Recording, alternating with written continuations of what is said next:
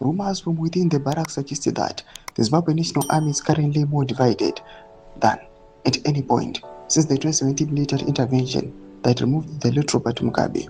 Unlike the unified front represented by General Chiwenga 7 years ago, today's military hierarchy appears split between the two competing centers of power.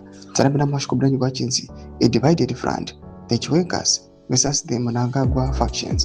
Don't forget to subscribe or like or the bell icon.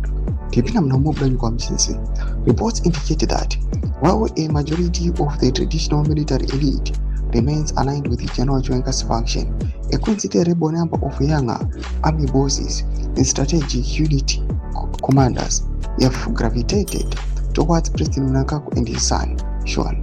With internal fragmentation, has created a climate of suspicion, with both sides closely monitoring the other's movements. The latest development confirms that 9 officers have been promoted from major to lieutenant colonel.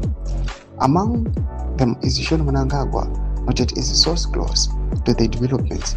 The expansion of the lieutenant colonel rank allows the president to embed loyalists across various departments, diluting the influence of those seen as Chiwenga men. Political analyst Tendai Ruben Bofana suggested that this strategy may be flawed. This comes against a widespread belief that Vice President Constantino Chiwenga continues to enjoy deep military roots and is opposed to Mnangagwa's desire to extend his stay in office to 2030.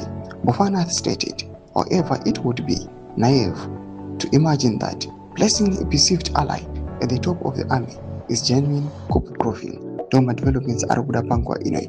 Penako section videos of ngure enyi more kudibamzuru kuchiko each. So subscribe or like channel on the bell.